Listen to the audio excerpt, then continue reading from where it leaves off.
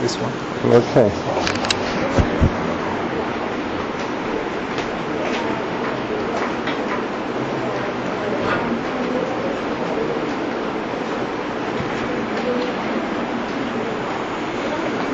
Okay, good morning properly. Today, I'm still not quite used to the time difference, so it's very hard to get to sleep before 2 o'clock in the morning, and then the 8 o'clock start made me wake up very... So if I fall asleep during the lecture, you'll forgive me. So today, instead of talking about the... I feel like I'm drunk when this moves as well, like being on a ship. Today, instead of talking about the middle classes and workers in towns, we're going to look at peasants in society, who are something like 90% of society.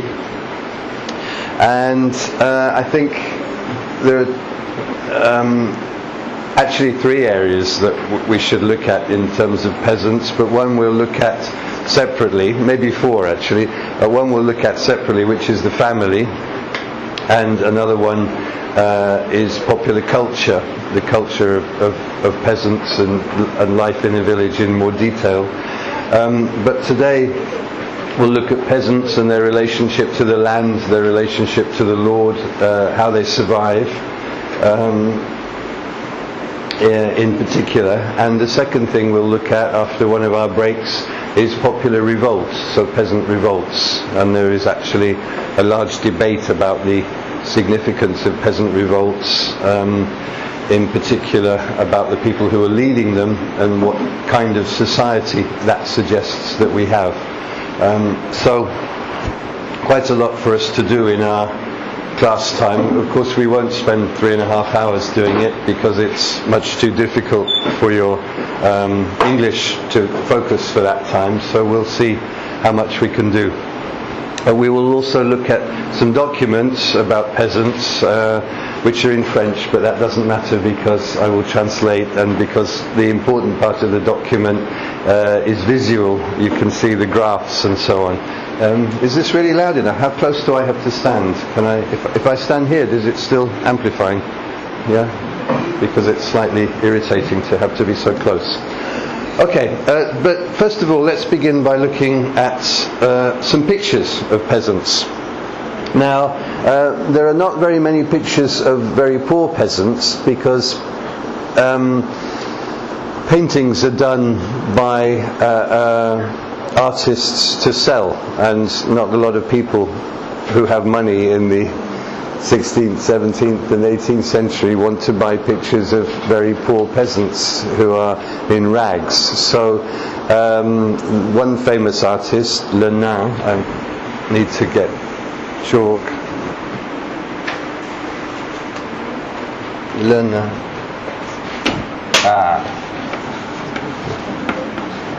Actually that's Le Nain. And another one is Stella.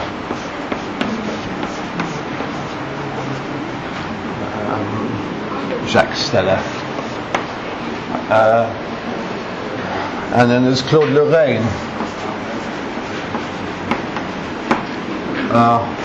These are 3 famous artists of the period.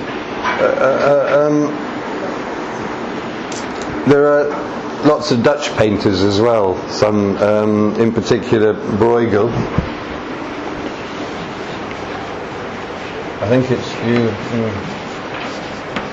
You know, I always misspell that because I never remember whether it's EU. Someone should check that quickly on your telephone. Bruegel, who did lots of pictures of peasant villages and so on, and we use him for looking at popular culture. So we will look at some of Peter Bruegel's paintings when we look at popular culture in a later lecture.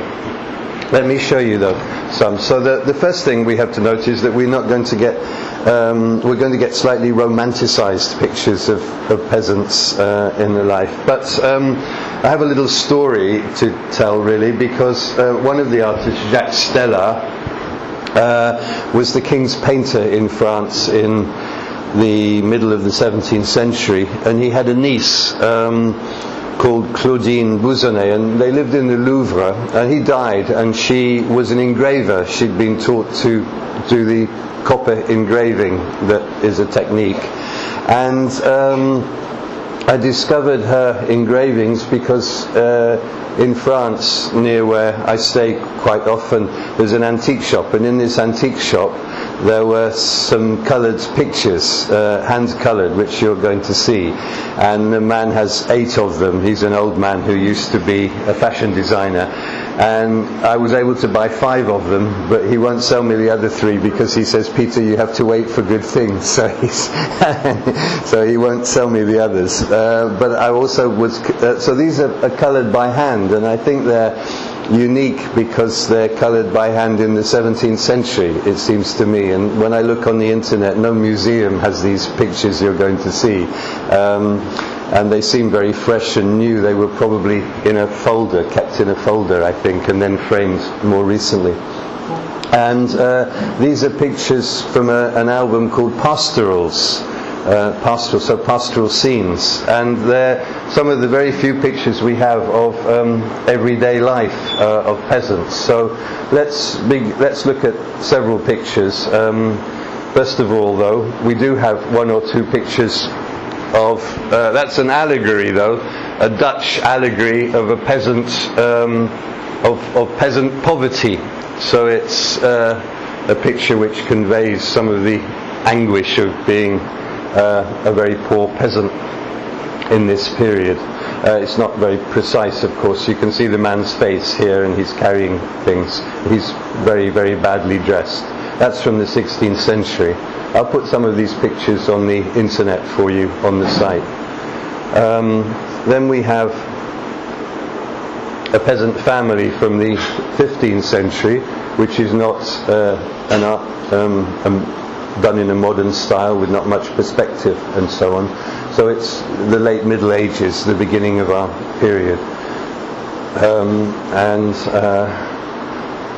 he's got his farm implement and so on. Then we move to Le Nain, this famous painter of later 17th century France, here, which is the house. He always has some people in the background, you'll see, actually, children in the background in his paintings. I don't know the significance of that. Now, to understand the paintings properly, you have to be an historian of art, because we can look at the picture and see it as some kind of representation of reality, but usually there is some moral or philosophical message and some discussion between artists hidden in the painting, as it were. But anyway, this is his peasants, it has been said, are relatively rich peasants in comparison with the majority of peasants. So these are not by any means as poor as the people we just saw. Then we have a peasant interior, and I'm going to look at that. I think, so that's inside the house. They're using actually a barrel as a table. People don't have very much furniture, but then neither did Chinese peasants until recently. And there's always this little figure of a child in the background, but dressed not as a child, dressed as an adult, actually, because in this period, we will see in the family history, people don't make a distinction between children and adults in the same way. There's no period of childhood recognized by them. So this is a young adult, but still a child. I wanted to, somewhere in here, I just put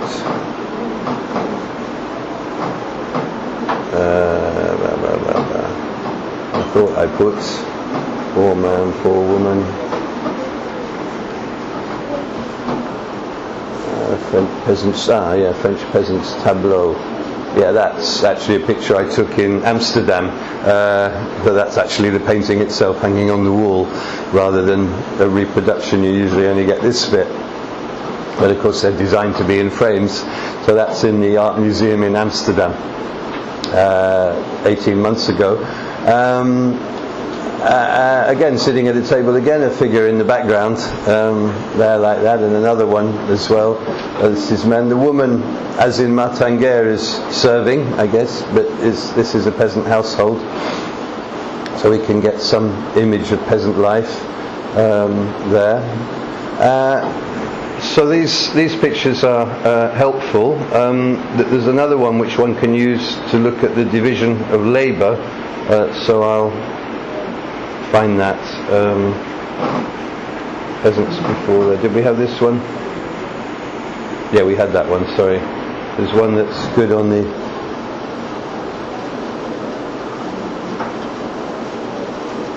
Where is it?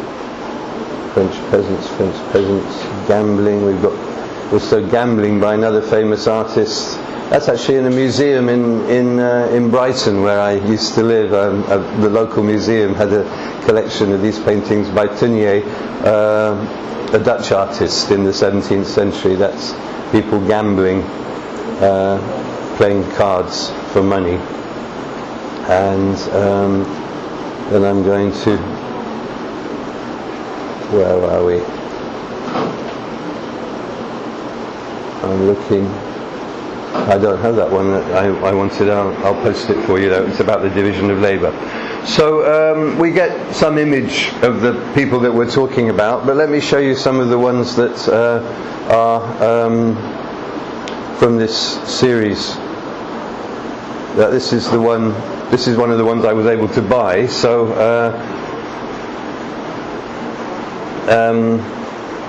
the colours are quite 17th century colours. I know because I bought one of a dance that's in the same series from the 18th century, and they just do it differently, you know. So I think they're quite interesting.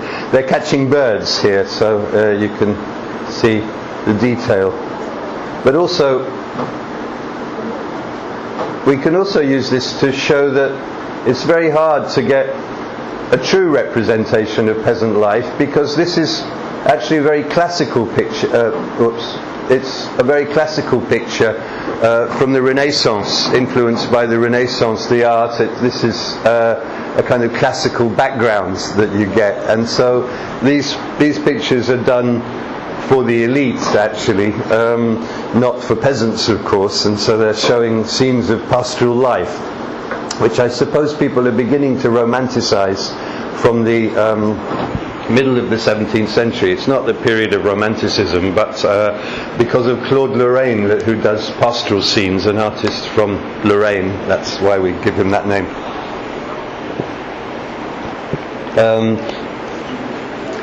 There's a vogue, and so these pictures, pastorals, are part of the fashion for pastoral scenes, or pastoral means rural scenes. So there's one, catching birds. Then we've got another one which we can use for popular culture. This is actually a painting, but it's done from the engraving. Or is the engraving done from the painting? We don't know whether this painting is someone looking at the engraving and making it into a painting, or whether this is the original painting that was done from the which was used to make the engravings. But what it is a picture of popular culture, because there are two men talking to women, and each one has a chaperone, really, or another friend with them, just talking, and someone. So they're courting, I think, that's to say, getting to know each other. Again, this classical background, though, very much so. And I'm not sure if I can show you the black and white one, pastorals. Yeah, here we are. Look, I'm not sure which is better. You can decide yourself. That is the original engraving, though probably it was not in black ink. It was probably in brown ink mostly. I'm not sure which is better. In some ways, the engraving is better than the coloured one, because you see different details in it. So hot, I'm just melting. Yeah, I mean, you see the figures more prominently.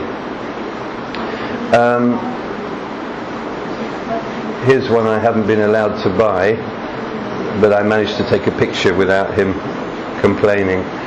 This is outside a peasant house having a meal and so on, and it's beginning to approach the sort of things that Bruegel did a century before.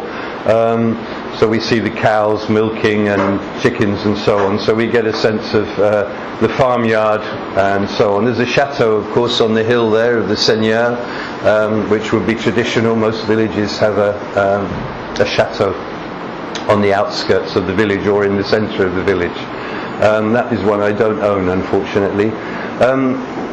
We have to remember that one of the defining elements of a peasant village is that people work together because they cultivate the land not individually, as I will say again later, but collectively. And so when you harvest the wine, for example, or the grapes, everyone is working together. Here we have one of the other pictures, and I show you the colour one, I think, here. Where is it? I'm not sure which you think is better, but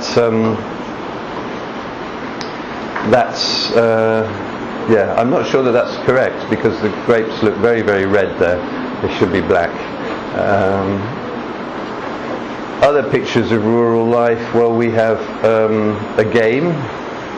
This is a game. The paper is incredibly thin because paper was expensive at this period. This is somebody bending down. They put their hands behind their back, and you have to decide who has hit your hand with their hand, I think.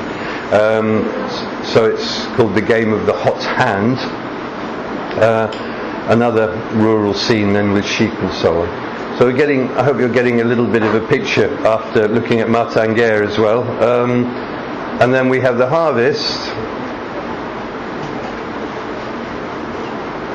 The harvest where everybody works together collectively,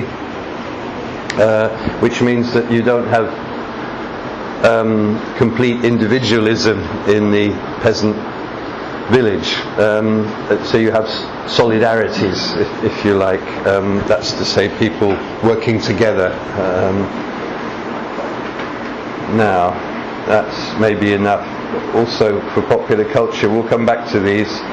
Oh no, that's a religious one by the same artist. Most of the paintings by this artist were religious, and that's one that's not the marriage I wanted. What else should I show you? Le jardinage. There we are. That's planting trees or looking after trees, a rural pastime. Okay. So there you have some images of peasant life, relatively rich peasant life or prosperous peasant life, and now we can begin to see how much that corresponds to reality. Of course, not everything about peasant life was terrible, but it was a very hard and brutal life. So let's see. So there we are. This is the one. Yeah, that's the one I have in colour as well.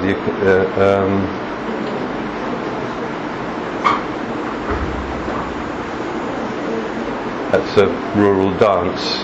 Okay, and again you have the chateau on the edge of the village, dominating it, protecting it in the 16th, 17th century, exploiting it in the 18th century as society has changed. Well, both protecting and exploiting, of course. So, okay, this is the marriage one. She's not getting married, but I think she's getting engaged to be married, the promise to be married anyway. And in the background they're preparing a feast. And we can look at what happens afterwards. Where are we? The wedding banquet. There. This is a picture by Bruegel, whose name I wrote on the board, of the wedding banquet a century before. This is the bride, and she's got her hair down, which she wouldn't normally have. So this is perhaps the one day she has her hair down, and the one day she's not serving everybody else. We don't know where the husband is in this picture, but it's in in the Netherlands, in the Low Countries, in Holland in this period, which is relatively prosperous. It's not inside. This is actually the corn that has been harvested. So it's not a wall. It's a large pile of all the corn that has been cut. And so, so that's one of the rites of passage. That's to say the transitions in peasant life from unmarried to married.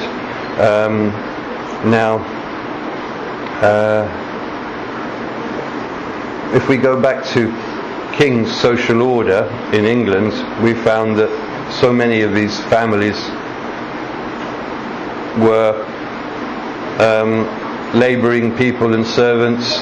Cottagers and paupers were 313,000 families in England, and vagrants, people with nothing, and then farmers were 100,000. So 400,000 families in this. You can count how many families there are in total, half the population anyway, in England.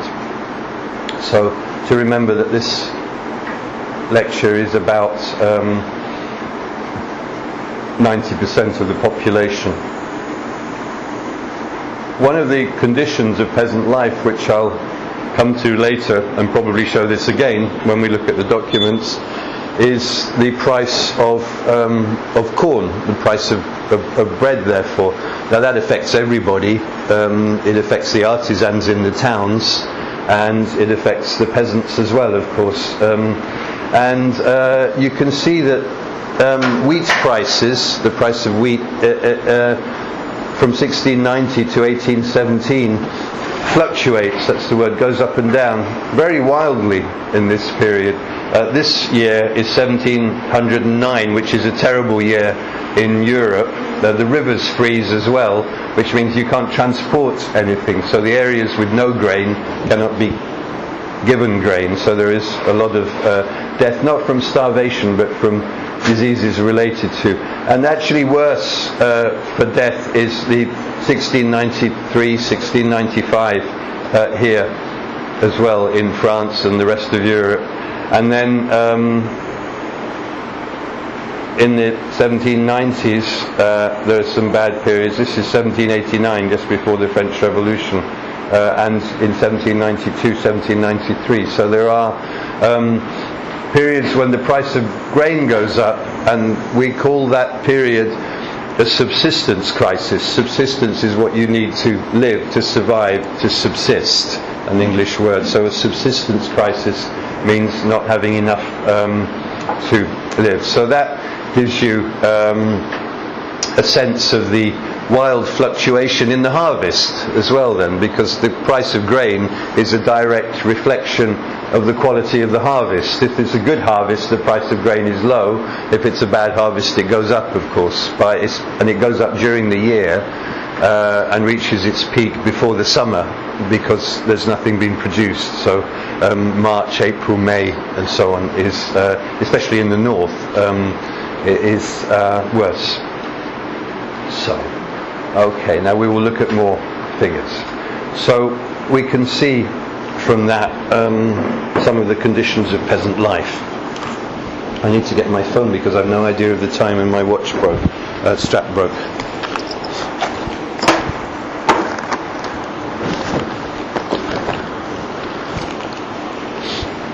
Just keep it.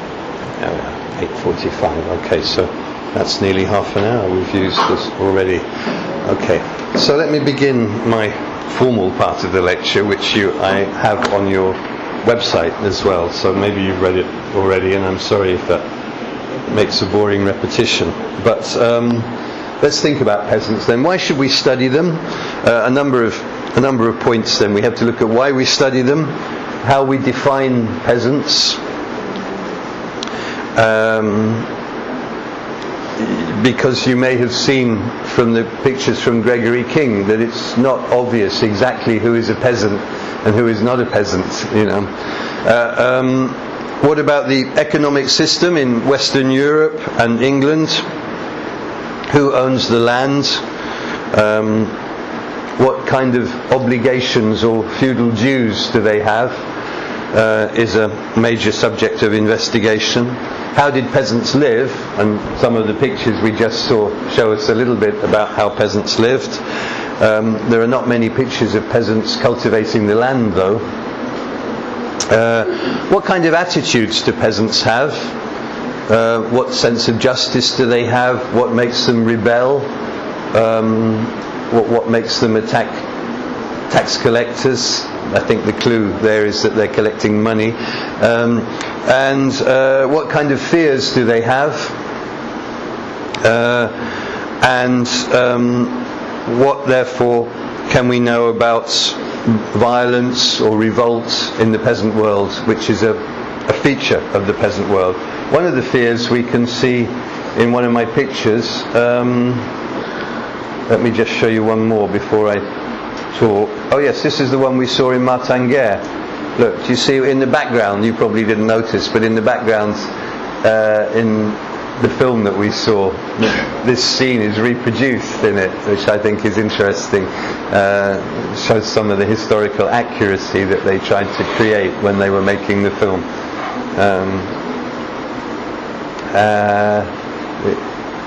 That was the marriage. That's not one of mine. And here we are, chasing the wolf. Yeah, here's a very classical scene, but the story is that there's a wolf that is stealing the sheep, so that means that peasants have to chase the wolves or keep them out, and so on, which means they have to act together. Right, now let me just leave you a nice picture. Which one shall we have?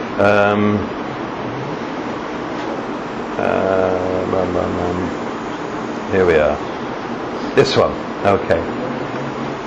Now this is an evening scene in the peasant household, and we'll come back to this when we look at popular culture, because this is the time when you might read a very cheap book by the 17th and 18th century, or you would tell stories, folk tales and so on, that we study to understand more about peasant culture, values and fears. So I'll leave that picture on the screen while I talk to you about these themes then. Why study them?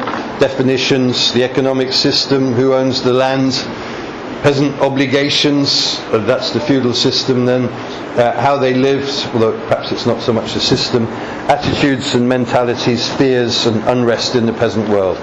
So why study them? Well, obviously they constitute the great majority, the largest part of the population of Europe in the early modern period. In 1770, the date you're not maybe familiar with me saying that, 1770, that's a 7, in 1770, between 70 and 95% of the population of the states of Europe works and lives on the land. But even though they constitute the large majority of the population, studying peasants is relatively recent for historians, because history in the 19th century tended to concentrate in a liberal tradition on the lives of great men, the people like Bismarck who unified Germany, or Cavour who unified, or Garibaldi, Napoleon, Robespierre and so on. So these great men, and so history is confined to the elites and to the politics of the elite, and there's very little social history, and economic history is only just beginning. It's somewhat descriptive rather than systematic, so it's not economic analysis of history. That comes in with Marxism, of course, and a more rigid or rigorous analysis of society begins with sociology in the late 19th century with Emil Durkheim, but particularly Max Weber. So we have to wait until the 20th century changes the focus of history. Everyone is influenced by Marxism, of course, so all historians become, to some extent, Marxist historians in the 20th century, but they don't necessarily agree with Marx in the conclusions. And there is a new movement amongst historians, which you may have heard of, called the Annales School. Have you heard of that?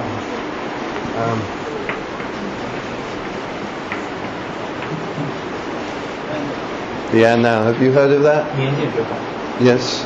I wouldn't know in Chinese, but yes.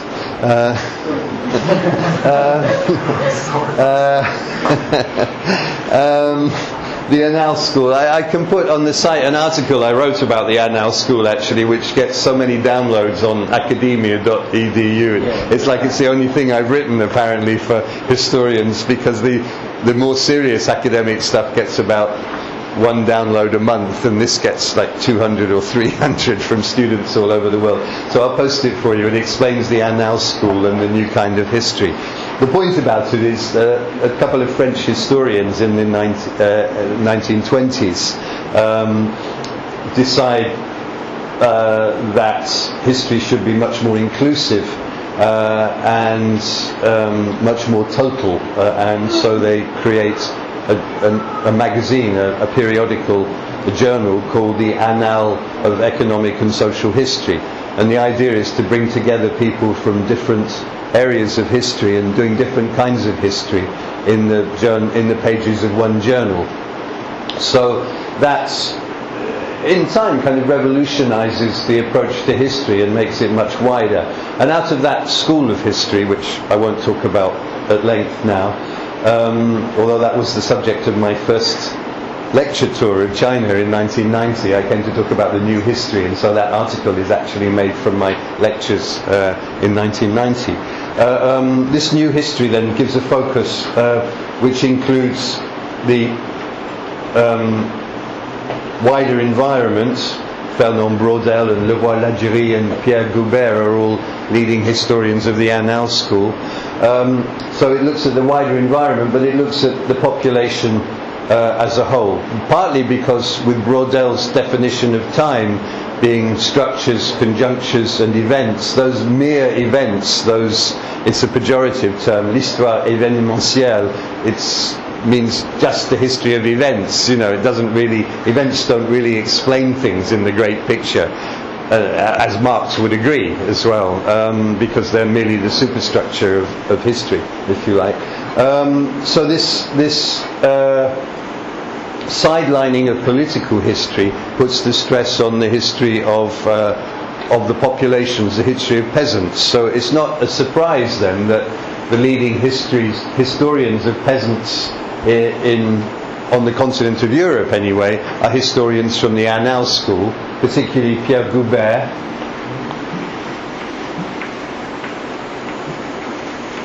That's Pierre Goubert, and another name for you to play with. I'll write this one up. Emmanuel, he's still alive.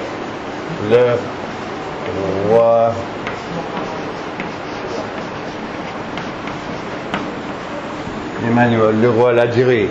And he wrote a famous book called The Peasants of Languedoc, which includes the Martinguer story and period, because that's where Languedoc is spelt like this.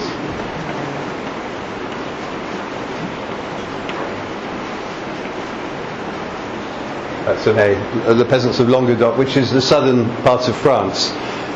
And his book became a book read by sociologists as well as historians in universities, and is still read today as a very comprehensive look at the peasants and their environment. So these books are published in the middle of the 1960s. So the history of the peasants in a serious academic way is really relatively recent in comparison with the history of states and institutions and so on. And the history of women is of course more recent than that, and the history of the family also is more recent than that, as is the history of popular culture in a serious way. So all of those areas grow out of the Annales School to some extent, but not all historians who do that would call themselves Annales historians. And in particular there was a lot of excitement in England about the Annales School amongst medievalists, but also a lot of resistance to ideas coming from other countries and so on. And so as the Annales School got into more theoretical French perspectives with people like Michel Foucault, traditional English historians were afraid, really, and so they retreated into a more pragmatic kind of English history. But the history of the popular classes and the peasants The famous historian of England on peasants is someone called Hoskins. W. Hoskins, who is not a Marxist, but not a historian of peasants, but to some extent a historian of peasants, the rural labourers, is Eric Hobsbawm, who was a Marxist historian.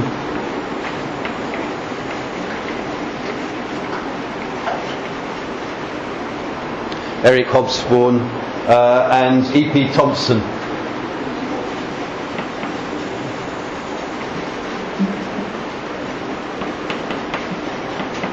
Whom wrote a book called The Making of the English Working Class, but also wrote a book called Customs in Common, which is very interesting about popular culture as well.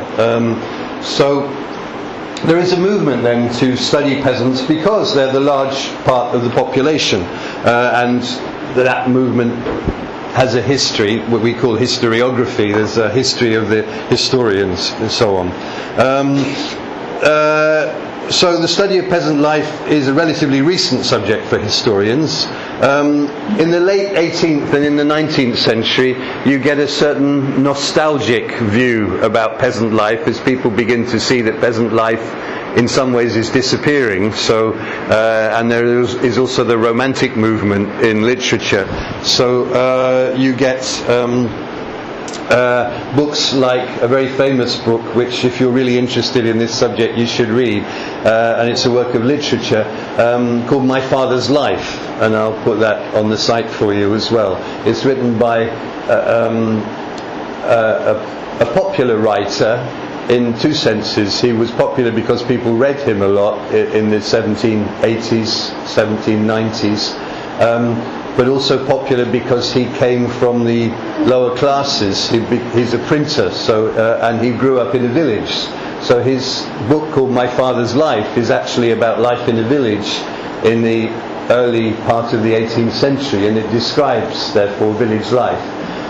Now that's a unique document almost, because not very many people do describe village life, because peasants can't read, or maybe some of them can read, enough of them can read for popular literature, 10 or 12 page books with a tale in to be read in the evening by the fire, but they don't write habitually, and so they don't write their life story. Why would they write their life story? So it's a unique work which gives us a particular and interesting insight into peasant life. It's called My Father's Life. Okay, but it is a little bit romantic as well in it. So that's the beginning of people looking at peasants. Then the Romantics, people like Michelet, look at the people as a category, a romantic category that is one of the forces of history and so on, the forces of folk culture and things. So there is a kind of interest in peasant life in the 19th century, and the Brothers Grimm, for example, collect peasant folk tales, so their tales become very famous as people read them. But traditional historians are still focusing on political history, which means looking at the elite, kings and leaders, who leave a lot of sources, a lot of documents, and that left little time for the study of the mass of the population. So from the 1960s we have this interest in peasants. Now, of course, peasants need to be studied in a different way from looking at kings and ministers and the elite groups in society like nobles. I've said that very few of them leave any documents of their own. Okay, they don't write personal documents like dukes and peers and nobles and soldiers do, and commanders of armies and so on. So we do have a lot of evidence, but it's almost never direct evidence. It might be a tax roll. We'll look at some of this, a list of the people in the village. It's written by somebody else. It's about the peasants, but it's not by the peasants. Okay, so that creates difficulties for the historian to understand the bias, the prejudice in the documents, why is that document created? It's not created to tell us about peasant life, it's created for a different reason. So we have to understand the documents and the reasons they exist in order to be able to use them. And we're always using the documents for a reason that is different from the reason they were created. I mean, nobody is writing documents to describe peasant life in this period because they're not interested in it. They're writing documents about a popular revolts or disorder, or about taxation, or about the village church needing to be repaired, or something like this, but not in order to describe peasant life, except for Rétif de la Bretonne and just a few other people. Okay. So now, of course, we regard the study of peasants as very important in themselves, because they're people, they have lives which are interesting, they are the past of most of us. So they're interesting in terms of social history and economic history and cultural history. There's a movement now to understand the attitudes and values, the popular culture of peasants, which is extremely interesting. Also then for economic and for demographic history, that means the history of the population. Why, for example, does this population rise so rapidly in the 19th century? But of course they have to be studied differently, and we have comments by the elite, some descriptions by the elite, by local notables, by administrators who go to a new region and start to describe the region for their own notes, or for their family, or for the state, which wants to know about the populations that it is governing by the 18th and 19th centuries. And sometimes travellers in a region write about the local customs and the lives of common people. There's one book we have written by Thomas Platter,